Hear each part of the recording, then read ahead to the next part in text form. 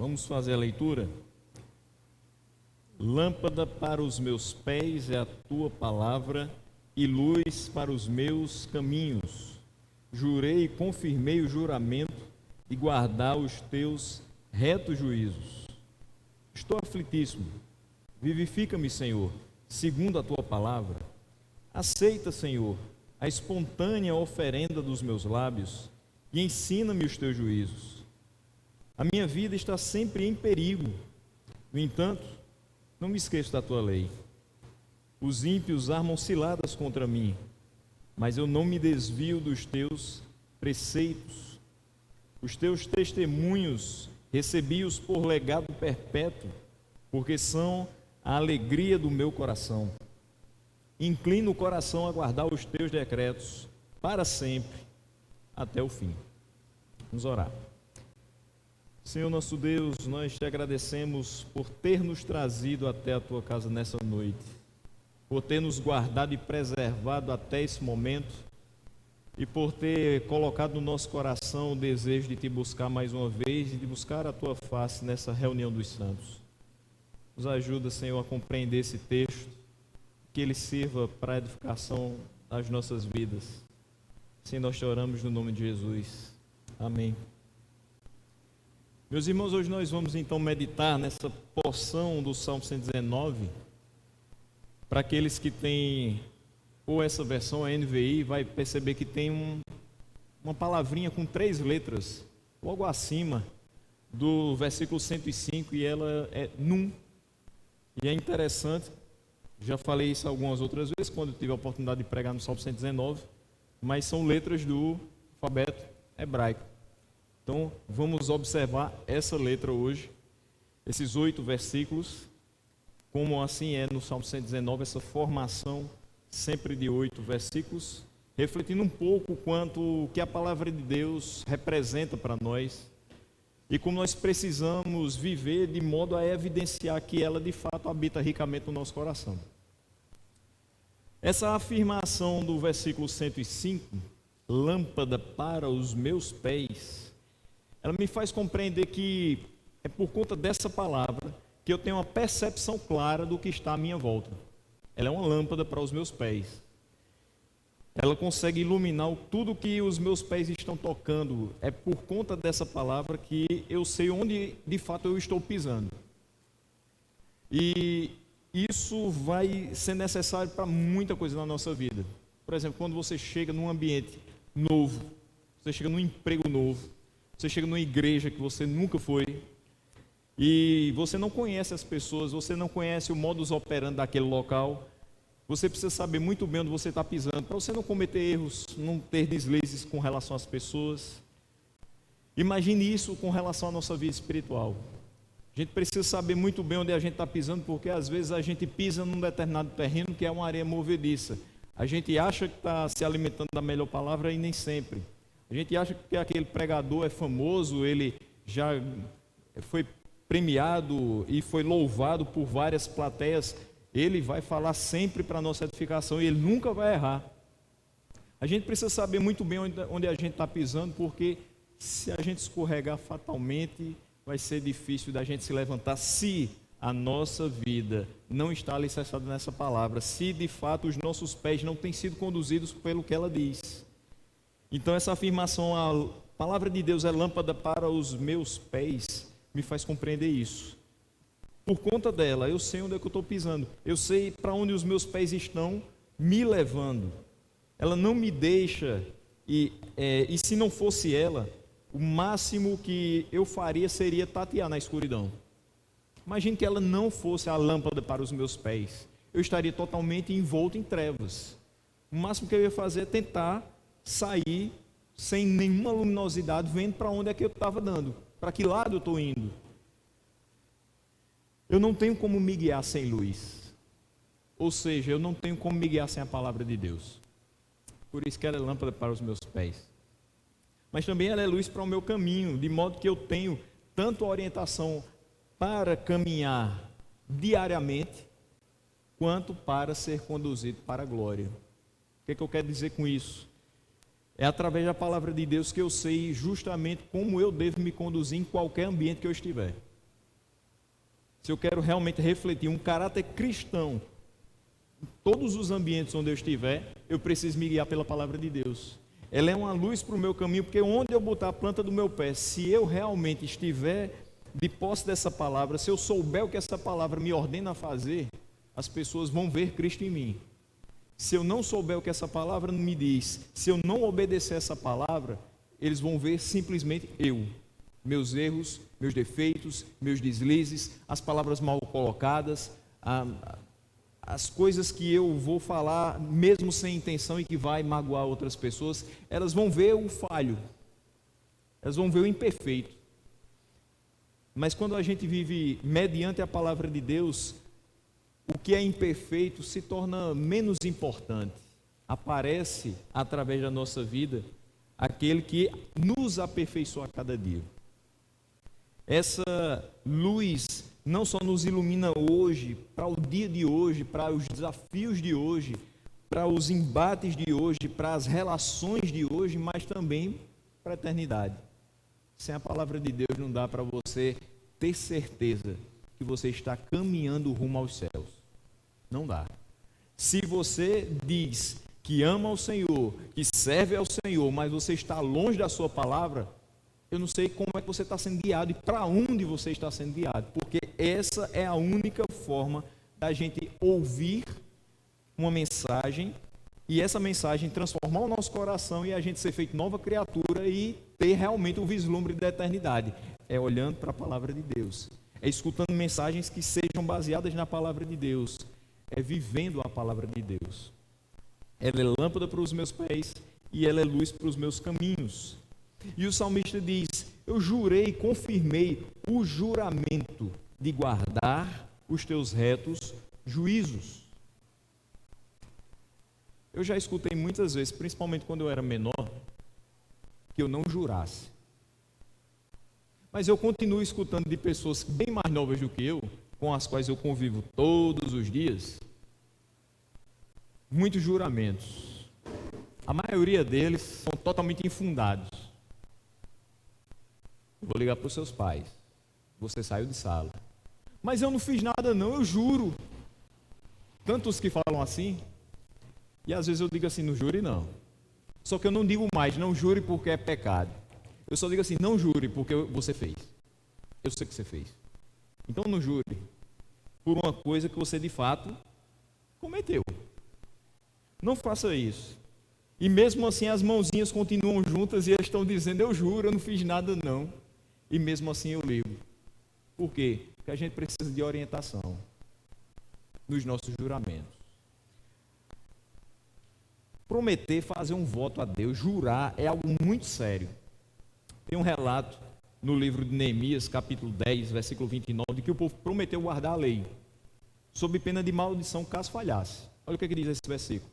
Firmemente aderiram aos seus compatriotas, os nobres, e prometeram com juramento e sob pena de maldição que andariam na lei de Deus, que foi dada por meio de Moisés, servo de Deus, que guardariam e cumpririam todos os mandamentos do Senhor, nosso Deus, e os seus juízos e os seus estatutos. Ou seja, eles juraram sob pena de maldição. Se quebrasse o juramento, maldição viria sobre eles.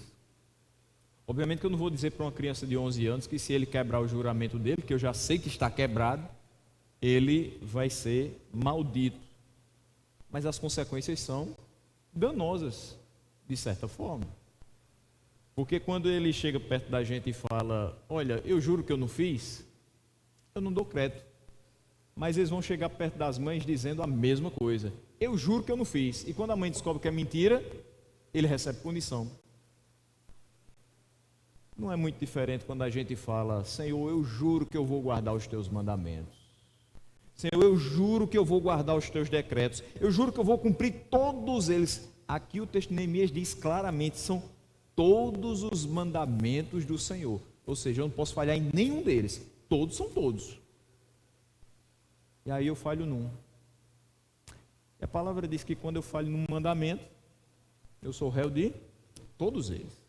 Porque eu prometi, eu jurei, cumpri todos. E se eu falhei em um, certamente aquilo vai se tornar problema para que eu continue tentando cumprir os demais. Se eu falho no primeiro, eu já vou falhar em todos os outros. Sabe por quê? Porque se eu não amo a Deus sobre todas as coisas, se eu não amo a Ele como a prioridade da minha vida, dificilmente eu não vou cobiçar, dificilmente eu não vou matar, dificilmente eu não vou roubar. Enfim, o que eu quero dizer aqui, meus irmãos, é que não é pecado fazer uma promessa. Esses irmãos fizeram. Nós fazemos. Todo 31 de dezembro a gente faz um bocado de promessa para o 1º de janeiro do ano seguinte. Eu espero que a gente esteja cumprindo pelo menos a maioria delas. Mas é fato que quando chegar 31 de dezembro, a gente vai passar limpo todo o ano de 2022 e a gente vai falar novamente: Senhor, eu te prometo, ano que vem eu vou fazer isso.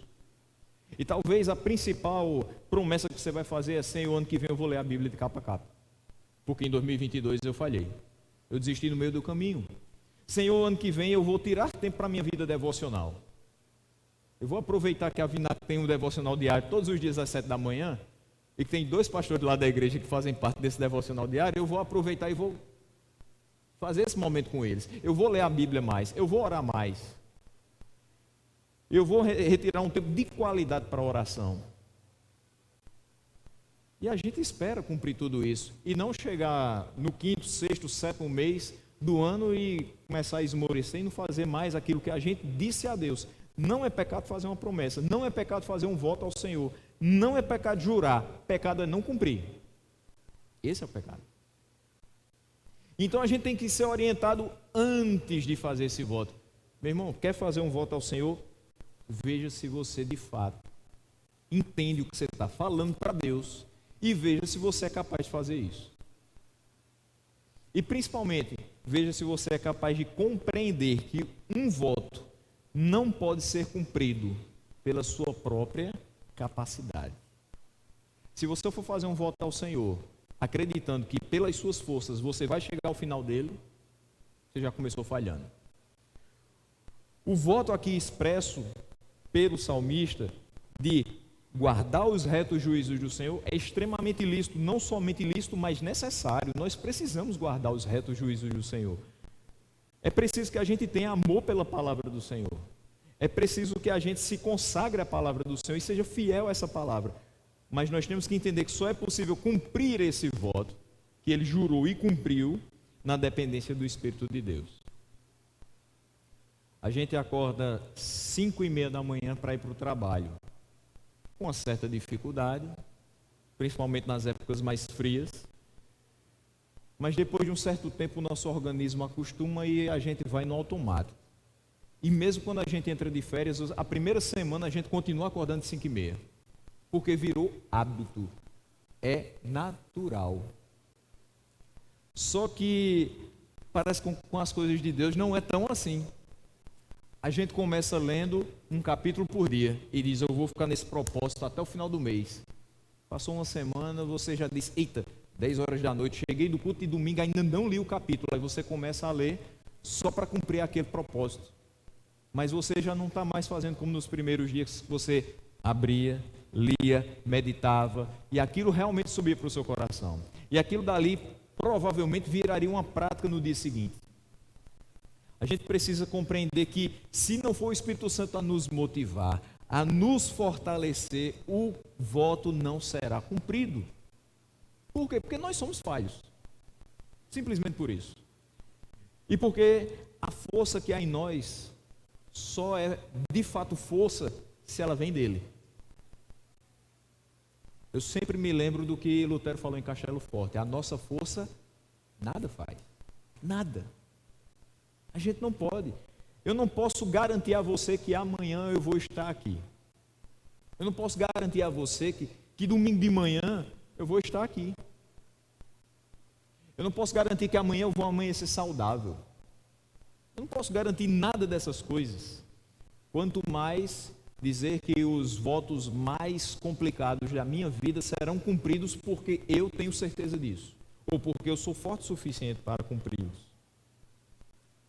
Nós não podemos prometer absolutamente nada confiando nas nossas capacidades. Antes, depositemos a nossa fé em Deus, para que a gente consiga tornar realidade tudo que sair da nossa boca sendo dirigido para Ele. É possível observar que essa dependência de Deus era real na vida do salmista, porque ele efetivamente jurou e cumpriu. Ele diz: eu jurei e confirmei o juramento. Eu cumpri o juramento de guardar os retos juízos de Deus. Mas ele diz no versículo 107: eu estou aflitíssimo. O salmista estava muito aflito, é tanto que ele usa o superlativo, aflitíssimo. É bem provável que alguns de nós também estejamos. Não precisa nem eu dizer, eu não sei como é que você chegou até aqui, porque de fato eu não sei. Mas alguns corações aqui podem estar extremamente perturbados. O meu pode ser um deles. Nós estamos aflitos e se nós olharmos por todos os lados, nós vamos ver problemas. É fato que às vezes chegam pessoas falando assim: eu tive isso, eu fiz aquilo e na minha casa está assim, está assado. Aí às vezes a gente diz: olha, não me conta mais problema não, que eu já tenho muito. A gente meio que rechaça aquela pessoa que fala tanto de problemas. Às vezes a gente não tem tanta paciência para escutar o problema dos outros, porque a gente já julga que tem demais. E a gente não percebe que o problema do outro pode ser muito maior do que o nosso. Que às vezes ele só está precisando desabafar. Mas nem sempre nós somos o ombro que ele pode se encostar e falar sobre as suas questões, sobre as suas aflições. Estar aflitíssimo pode ser também estar muito solitário. E aí essa aflição se aprofunda. Se eu olhar para dentro do meu lar, eu vou ficar aflito. Eu vou ter muito o que tratar, muita coisa para resolver, todos os dias. Vários são os fatores que nos causam aflição. Há muito sofrimento no mundo, muito. Mas eu não vou ficar aqui nessa frase. Há muito sofrimento, mas também há muita graça. Se não fosse assim, a gente não estaria aqui. Há muito sofrimento, meus irmãos, mas a graça de Deus sendo derramada nas nossas vidas. Uma cura certa para os males dos sofrimentos que nós temos é a certeza de que a palavra de Deus promete a necessária vivificação. Olhe para o versículo 107, quando ele diz: estou aflitíssimo. E o que ele pede ao Senhor? Vivifica-me, Senhor. Por que ele pede isso? Porque ele sabe das promessas do Senhor. Ele sabe que quando ele se sentir praticamente morto de tanta aflição que ele está passando, ele pode recorrer ao Senhor e dizer: Senhor, vivifica-me, traz vida de fato para mim, porque eu estou me sentindo andando no automático. E quantas vezes a gente, por conta das aflições, vem para a igreja no automático e aquela palavra não faz efeito no coração da gente, porque a gente está aqui, mas a cabeça está em 1001 outros lugares. Quantas vezes a gente trabalha no automático e a gente vai fazendo as coisas como aquele personagem de Charlie Chaplin em tempos modernos, e as coisas são que a gente não percebe o que está fazendo, que a gente não presta atenção naquilo que a gente realmente precisa fazer em nome do Senhor, para que Ele seja glorificado através das nossas vidas. A nossa vida espiritual não pode ser no automático, como todo o resto da nossa vida, não pode ser no automático. Independente do nosso sofrimento, nós temos a certeza de que ele é passageiro. Nós temos a certeza de que a palavra de Deus nos promete que no momento certo ele vai chegar. Eu só quero lembrar aqui uma fala de Janeiro que é extremamente certa, do domingo à noite: Deus nem tarda e nem falha. Mas pastor, faz tanto tempo que eu venho clamando a ele. Continue, no momento certo ele vai chegar. Essa é uma certeza que a gente tem. Há muitas pessoas que no mundo dizem: a única certeza que eu tenho é da morte. Não, essa é uma das. Mas eu também tenho a certeza, enquanto filho de Deus, de que ele vai me vivificar nos momentos que eu estiver muito perto da morte, mas ainda não for minha hora. Quando eu estiver tão aflito que eu não sei nem como orar, mas só em dizer a ele: Senhor, estou aflitíssimo, ele vai me vivificar. E aí ele diz ainda mais: vivifica-me, Senhor, segundo a tua palavra. Uma regra muito segura que orienta o coração aflito quando ele vai se direcionar ao Senhor é pedir que Deus haja no seu favor, conforme a sua promessa, segundo a sua palavra. A gente ainda tem passado por um tempo que há pessoas que são, infelizmente, orientadas a pronunciar coisas durante as suas orações que não são bíblicas. Há pessoas que acham que a sua oração só vai ser fervorosa e poderosa se ela colocar Cristo na parede. Senhor, eu ordeno vitória na minha vida. Eu não aceito essa derrota, eu não aceito esse sofrimento, eu não aceito essa aflição. Eu quero hoje estar livre disso. E o pior é que ainda tem gente que sobe no púlpito e diz assim: é hoje o dia da libertação. Nem sempre é. Tem sofrimentos que duram pouco tempo. Tem sofrimentos que vão nos acompanhar praticamente durante toda a nossa existência. Como lidar com eles? A gente não lida com eles. A gente entrega nas mãos do Senhor. Nenhum ser humano consegue lidar com o que é improvável, imprevisto e ainda mais dolorido na sua vida. É entregar nas mãos do Senhor e descansar na sua providência. Mas é fácil falar isso, né? Eu descanso na providência do Senhor. Isso é fácil, né? Quero ver na hora do aperto. Na hora do aperto, abra a palavra de Deus. Se certifique das promessas dele. Continue sendo relembrado de que ele continua sendo o mesmo. Continue entregando, confiando e descansando. É isso que a gente tem que fazer. É muito seguro colocar nas mãos do Senhor as nossas aflições. Muito mais do que com os nossos colegas, que às vezes olham para a gente e dizem: isso é uma bobagem, isso vai passar. Não precisa fazer essa tempestade em copo d'água. A gente pega essa tempestade, mesmo que seja num copo d'água na visão de muitas pessoas, e chama aquele que acalma a tempestade, através da nossa oração. O versículo 108 diz: aceita, Senhor, a espontânea oferenda dos meus lábios e ensina-me os teus juízos. Essa oferenda dos lábios do salmista tem um caráter peculiar. Ela é livre, é espontânea. Ninguém ordenou o salmista a oferecer uma oferenda de lábios. Eu vou colocar aqui como uma oferta de louvor. Ninguém disse assim: olhe, se você quer o favor do Senhor, louve a Ele. Não. Não é algo obrigatório. Não é uma coisa feita para cumprir um determinado requisito. É uma oferta de louvor livre, espontânea. E para que isso exista na vida dele, na nossa vida, isso implica consagração de todo coração. Um coração só é livre para adorar a Deus dessa forma tão espontânea, tão direta, quando ele está totalmente consagrado ao Senhor.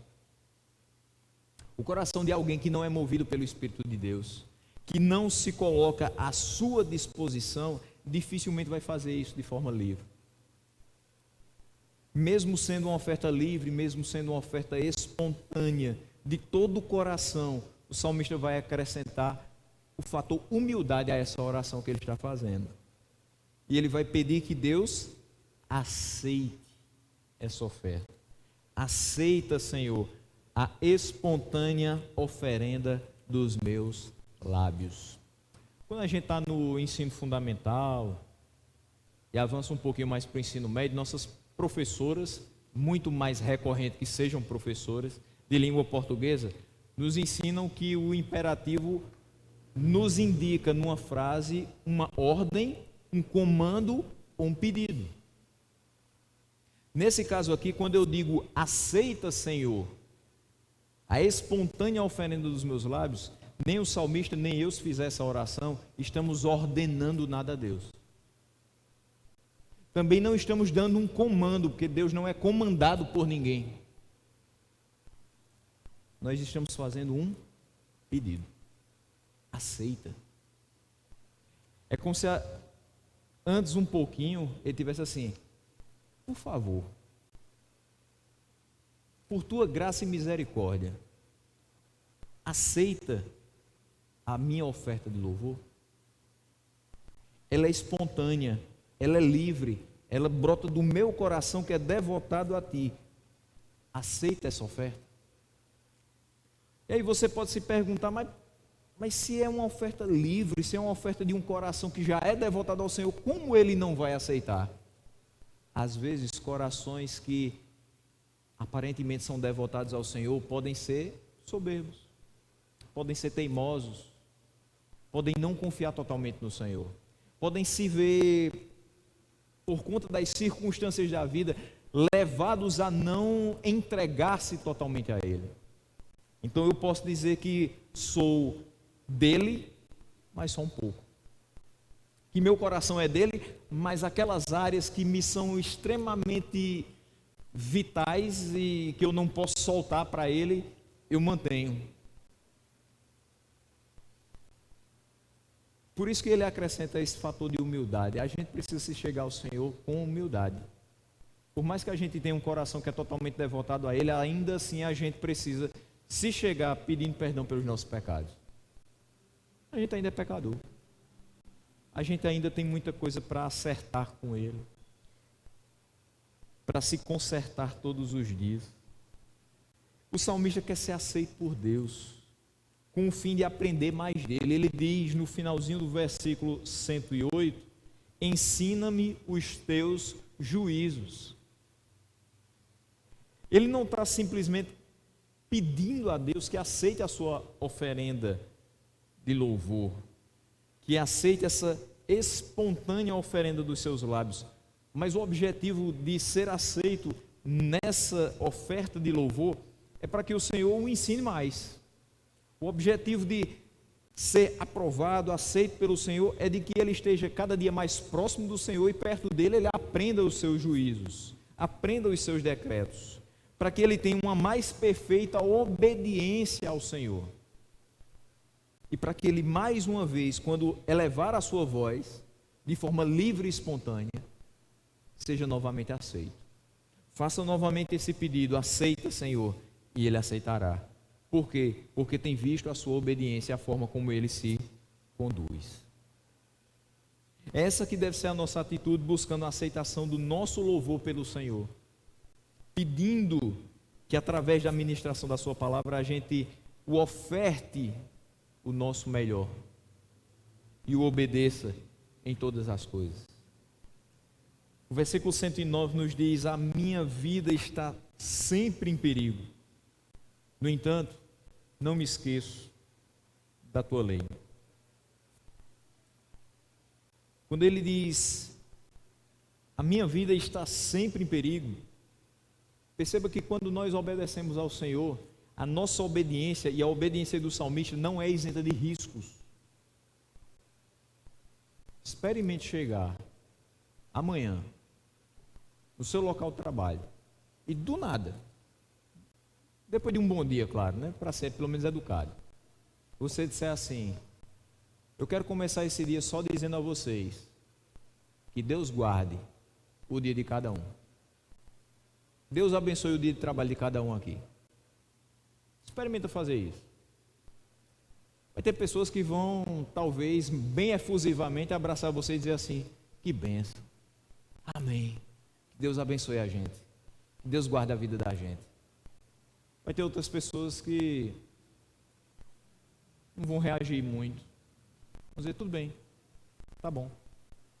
E tem outras pessoas que vão fechar a cara para você, vão dizer: já veio aquele crente de novo falar de Jesus. Existe isso.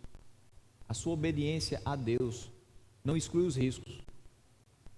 A forma de você falar, a forma de você agir, a forma de você viver essa palavra vai oferecer sim riscos. O primeiro dele é ser rejeitado dentro de casa, no trabalho, nesse mundo que ainda não o conhece. A gente obedecer a palavra de Deus nos expõe às astúcias dos nossos inimigos. Às vezes a gente se apresenta como um servo de Deus, mas alguma palavra nossa, alguma atitude nossa não reflete exatamente o caráter de um servo de Deus. E os nossos inimigos que estão olhando as nossas atitudes, pode ter certeza que você é observado 24 horas por dia, não precisa de câmera de monitoramento, basta ter uma pessoa do seu lado. Ela vai vê um daqueles deslizes, vai dizer: fala muito de Deus, mas olha a vida. Fala muito de Deus, olha o que é que está fazendo. Mas nós dizemos que obedecemos ao Senhor. Isso não quer dizer que nós não seremos atingidos. Isso não quer dizer que nós não passaremos por perigos. Isso não quer dizer que nós não passaremos por aflições. Então, quando o salmista diz: a minha vida está sempre em perigo, é porque quanto mais você quiser viver piedosamente ao Senhor, mais é grande a probabilidade que você venha a ser perseguido, você venha a ser chateado, que você venha a tentar ser desanimado por muitas pessoas. O salmista podia desejar viver livre do perigo. Ele podia fazer uma oração simplesmente dizendo: Senhor, me livra dos perigos. Mas olha o que ele diz, depois de dizer que a vida está sempre em perigo: no entanto, eu não me esqueço da tua lei. O que é mais importante para o salmista? É se ver livre do perigo, é se ver livre das perseguições, é se ver livre dos seus inimigos, ou ter uma vida santa? Ter uma vida santa pode ocasionar vários problemas, mas o maior problema é não viver em santidade. Um pastor da minha adolescência dizia o seguinte: crente sem problema é um problema. E às vezes ele dizia isso porque tinha gente que chegava de uma forma muito alegre num culto de oração e dizia assim: tá tudo bem, meu irmão? Tá tudo maravilhoso, eu nunca tenho problema. Como você nunca tem problemas? A gente pode até pensar o seguinte: ela está dizendo que não tem problemas porque ninguém da família está doente, porque ela está empregada, porque ela está tendo sustento na sua casa. Aparentemente, não tem problemas. Mas tem um problema. Se você não incomodou ninguém com sua fé, isso é um problema. O que eu quero dizer, não incomodou ninguém com sua fé? Se você passou ileso uma semana falando a palavra de Deus nos ambientes onde você está, obviamente, nas aberturas que você encontra, que Deus abre as portas para que a gente pregue, não sendo inconveniente, mas aproveitando sempre o momento de apresentar o Senhor às pessoas que ainda não sabem que Ele existe. Se você passar uma semana sem que ninguém fale nada contrariamente com você, alguma coisa aconteceu. Por quê? Porque essa mensagem incomoda. Se você pregou o evangelho de verdade, essa mensagem vai chacoalhar com a vida de muita gente. Essa mensagem, quando é pregada, ela chacoalha a gente que é filho de Deus. Ela mostra quem nós somos ainda por conta da natureza pecaminosa. Que dirá daqueles que nem regenerados foram. Ele podia simplesmente dizer: Senhor, eu não quero passar mais por esses perigos. Chega. Eu vou continuar testemunhando, mas só bota crente na minha frente, porque aí todo mundo vai concordar com o que eu falo. A gente poderia até pensar: Senhor, quando eu for colocado num setor da minha empresa que só tenha crente, é o time de Jesus, não adianta. Nós precisamos viver pregando o evangelho para aqueles que não conhecem. Se não for para almas perdidas, ele vai ficar pregando para a parede. Ele se preocupava em ter uma vida santa, a despeito do perigo. Esse é o nosso desafio. Ter uma vida santa, independente do que vai acontecer. Eu olho muito naquele momento missionário que nós temos todo domingo e vejo aquelas vidas. Domingo foi apresentada a memória de Débora, porque ela perdeu sua vida por conta do evangelho. Uma frase: o Senhor me ajudou a passar nos exames. Isso foi suficiente para que ela perdesse a sua vida. Naquela situação, naquele país que está entre os 10 primeiros no ranking de perseguição, que é a Nigéria, a gente poderia dizer: Senhor, estou orando aqui pela Nigéria, pedindo o teu favor por aqueles homens e aquelas mulheres que te servem naquele local. Senhor, livra-os do perigo. Essa oração em si ela não é errada. Mas será que a motivação deles deve ser fugir do perigo? Ou continuar, mesmo com o perigo, buscando uma vida santa? Aquela menina, com a sua vida santa, com a sua ousadia de falar algo de Jesus num local totalmente hostil à palavra de Deus, fez com que ela perdesse a vida, mas deixasse um legado. O nome de Cristo nunca mais vai ser esquecido naquela localidade. Porque quando perguntarem por que Débora morreu, foi por causa de Cristo. Porque o que estava escrito naquela mensagem era Cristo. Ela procurou ter uma vida santa, por menos que essa vida tenha durado. Não havia risco de que o salmista perdesse a sua confiança no Senhor, apesar dos perigos. Por quê? Ele diz que ele não se esquecia da sua lei. E quando nós passamos por perigos, mas não nos esquecemos da lei do Senhor, nós com certeza vamos perseverar, porque sabemos em quem nós temos crido. E ele ainda não tinha errado, ele não se esquecia dos decretos, ele não se esquecia dos preceitos, ele não tinha se afastado dos caminhos do Senhor. Então se espera que ele não faça isso. Se até agora, depois de tanto sofrimento, depois de ter dito que estava aflitíssimo, ainda assim ele perseverava em não esquecer a lei de Deus, daqui para frente ele não vai mais. Ele já experimentou o alívio do Senhor no tempo certo. É o que se espera de um servo de Deus que mesmo em perigos continue confiando no Senhor, lembrando das suas promessas contidas nessa palavra de ser socorro e alívio na hora da angústia e da tribulação. Versículo 110, ele diz: os ímpios armam ciladas contra mim, mas eu não me desvio dos teus preceitos. São várias as armadilhas que os ímpios colocam para os santos. Eu vou citar 3 tipos aqui e você certamente vai lembrar de alguma coisa, talvez que você passou ou viu alguém passando. Armadilhas doutrinárias que os ímpios nos colocam, colocadas por pecadores intelectuais. Talvez você já tenha passado, ou no ambiente acadêmico, ou fora dele, pela experiência de tentar evangelizar uma pessoa que disse: eu sou ateu, por convicção intelectual. Ninguém coloca Cristo na minha cabeça. Isso é balela. Eu tenho leitura, eu não me dobro a isso. Interessante que semana passada eu conversava com uma pessoa na escola e era o 2º dia dela na escola e eu citava-se alguma questão de católicos, evangélicos. Eu disse: sou evangélico, sou pastor. E ela olhou assim para mim e fez: nem parece. Aí eu, na mesma hora, fiquei assim com um misto de tristeza e um pouco nervoso, eu confesso. Eu disse: por quê? Não parece que eu sou evangélico e sou pastor. Aí fez: porque você é esclarecido. A gente vai escutar isso. Pessoas que não creem em Cristo porque acham que ser esclarecido não dá para conciliar com ser fiel a essa palavra, com ser crédulo em relação a essa palavra.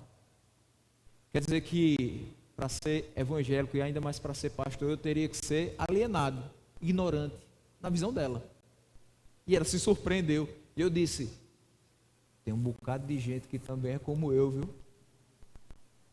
Que é esclarecido, que sabe das coisas, que acompanha os jornais, que está consciente de tudo que está acontecendo nessa terra. Mas sabe qual é a diferença? É porque a gente não é daqui. A gente está aqui só de passagem. A gente habita a terra, mas a gente é cidadão do céu. Mas muitas armadilhas vão acontecer para que a gente venha dizer: é porque eu não sou muito parecido com o estereótipo de crente. Não, você tem que ser o próprio estereótipo de crente.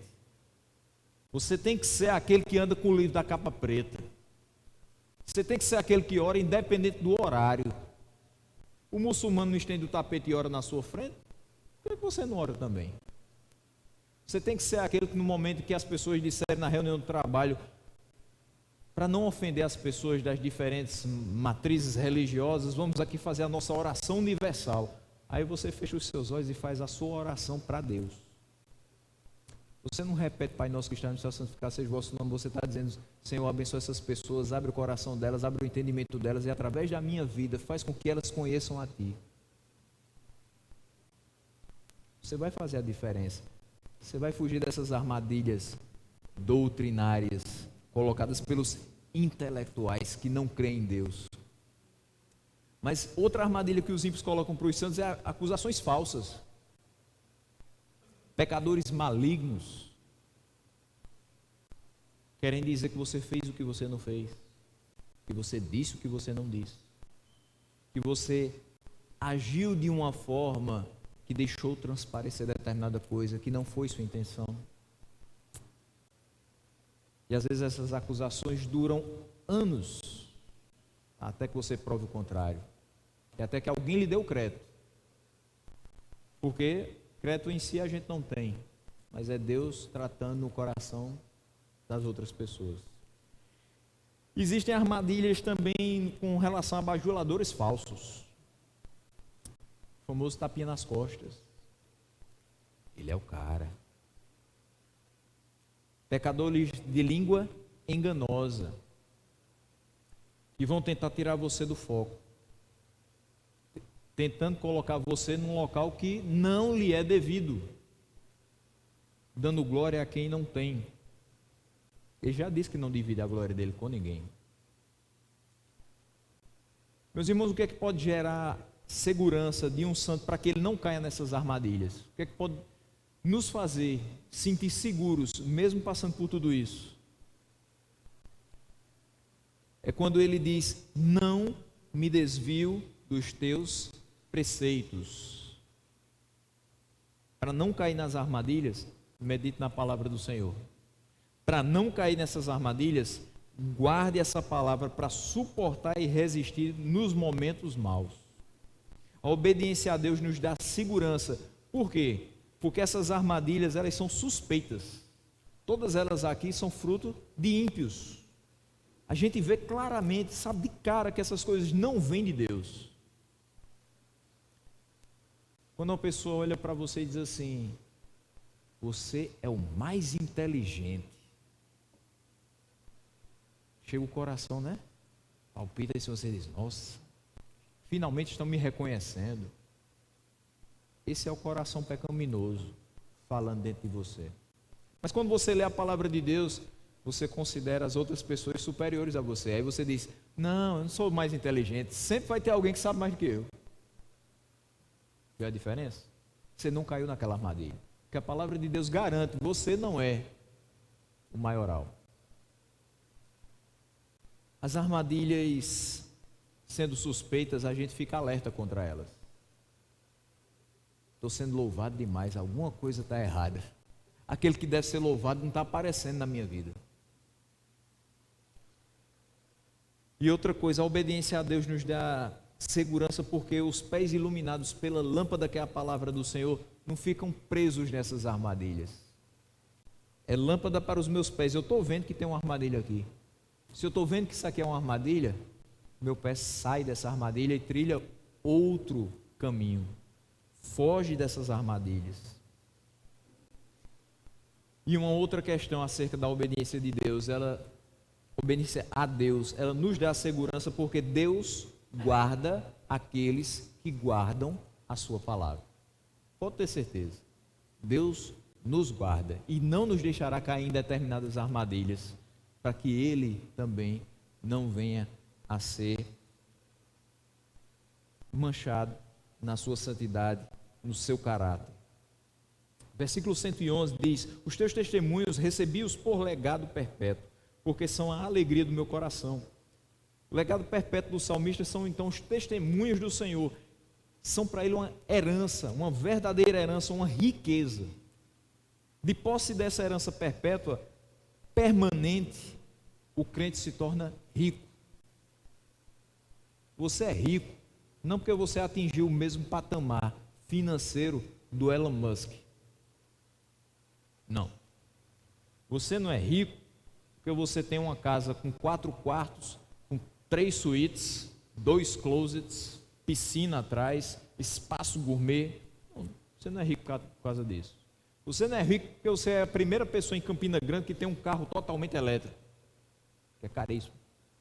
Não. Você é rico quando a palavra de Deus habita em você, você é rico de conhecimento. Alguém toma conhecimento? Não. Alguém pode roubar minha casa. Alguém pode roubar meus bens. Um hacker pode entrar na minha conta e tirar tudo. Do dia para a noite eu fico com 0. Mas o conhecimento da palavra de Deus, ninguém tira. Eu sou rico em santidade quando eu tenho essa palavra no meu coração. Até porque sem ela, nem santo eu consigo ser. Eu sou rico em consolo. Essa herança que o salmista tem, que nós temos, nos faz ser ricos em consolo. Estou triste, porque alguém partiu. Vai para a palavra, ela te consola. Eu estou triste porque continuo pecando na mesma coisa. Vai para a palavra, ela te consola.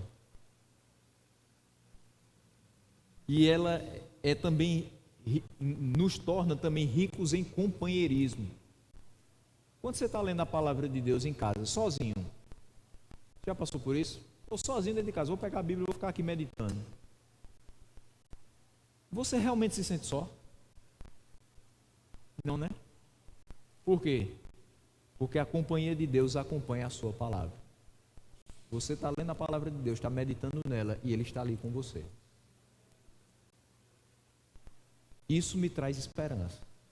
Se eu tenho a palavra de Deus, se eu tenho essa herança perpétua, eu sou rico em esperança.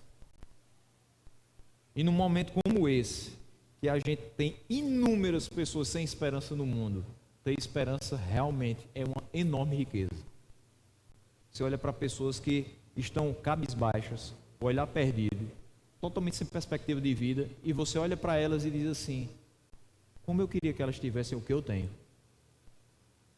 Eu não sou rico, financeiramente falando. Eu não sou influente na sociedade. Mas se eu desejo alguma coisa para ela, é a riqueza que eu tenho. É que ela tenha esperança. Só isso. Que ela tenha a esperança que eu tenho, que é Cristo. Se ela tiver Cristo, ela tem tudo. Ela deixa de ser como está. O salmista está correto em caracterizar essa herança como perpétua. O que nós recebemos através da palavra de Deus é a única riqueza cuja posse eterna é possível. Todos aqueles que foram bilionários nesse século XX passado e que já morreram, levaram a riqueza deles? Não.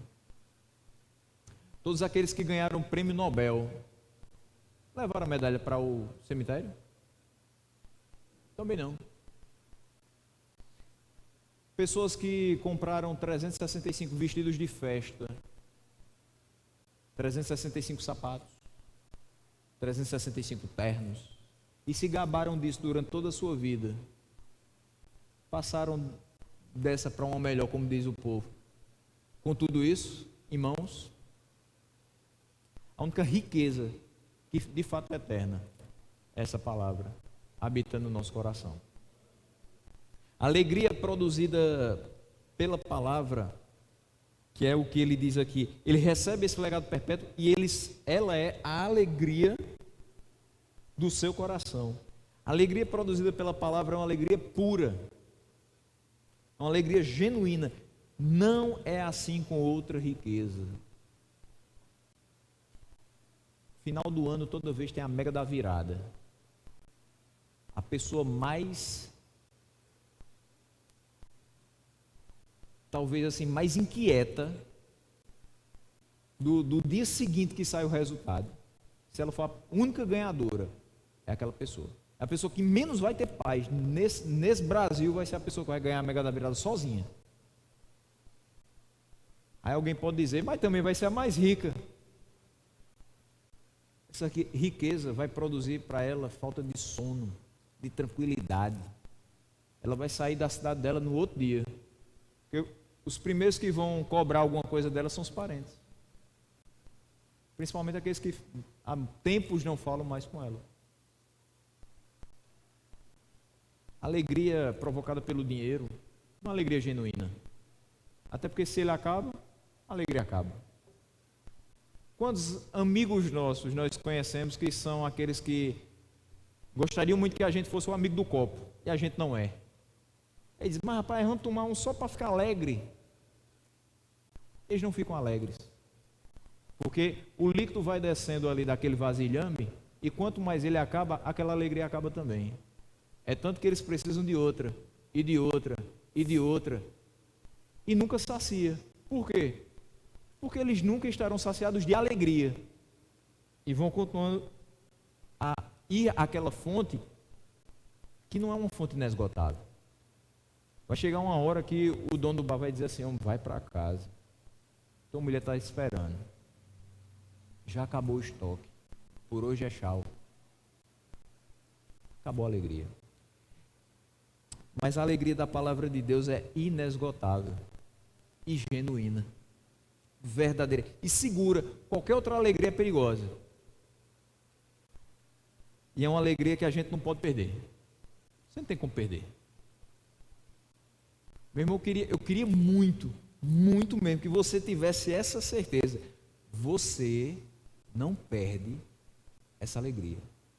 Você não perde o que Cristo conquistou na cruz. Você não perde os benefícios daquela cruz. Não perde. É por isso que ele diz aqui, são a alegria do meu coração. Se isso não lhe traz alegria, a certeza de que ele morreu por você, e que isso está registrado nessa palavra, e que isso é verdadeiro, não existe outra coisa no mundo que pode lhe dar alegria. E o versículo 112 nos diz, inclina o coração a guardar os teus decretos para sempre até o fim. A obediência do servo de Deus piedoso se mostra real pelo fato de que a inclinação do seu coração é para guardar, ou seja, cumprir os seus decretos. Ele não vive de meras palavras, não discurso, ele não é movido por sentimentos. A decisão de fazer as coisas de acordo com a vontade do Senhor não veio no momento em que tocaram uma música que trouxe emocionalismo ao coração dele. Ele disse assim, depois dessa eu tenho que fazer alguma coisa, esse é o momento. Não. Essa obediência do servo de Deus piedoso é real, porque o seu coração se inclina a produzir ações concretas para a glória de Deus, independente de qualquer coisa. Não precisa ter luz baixa, não precisa um toque diferente no teclado. Ele sente a alegria de servir ao Senhor e obedecê-lo por conta da sua palavra, que é o seu legado perpétuo. Ele não é guiado por invencionices humanas. Ele guarda os decretos do Senhor. Ele não é guiado pela sua própria opinião, mas pela verdade da palavra de Deus. E essa obediência se mostra constante. O salmista diz, o meu coração se inclina para guardar os decretos do Senhor para sempre, até o fim. Então, não está dizendo aqui que em algum momento a gente não pode tombar, mas até o fim, ele nos coloca de pé, para que a gente guarde até o fim a sua palavra. Quero falar 4 questões aqui para que a gente finalize. Primeira delas, seja a palavra de Deus a luz que ilumina o nosso caminho, nos fazendo evitar tropeços e dissabores. Segundo, guardemos a palavra do Senhor, porque no momento da aflição, são as promessas contidas nessa palavra que vão nos manter de pé. Terceiro, não nos desviemos dos preceitos do Senhor, para não cair nas ciladas dos ímpios. E por último, que seja sempre a alegria do nosso coração, o meditar da palavra do Senhor, e que a gente viva de modo vibrante, confiante e constante buscando agradar o nosso Deus e Pai em tudo que nós fizermos. Que Ele nos dê essa capacidade de o glorificar todos os dias e que Ele nos guarde no nome de Jesus.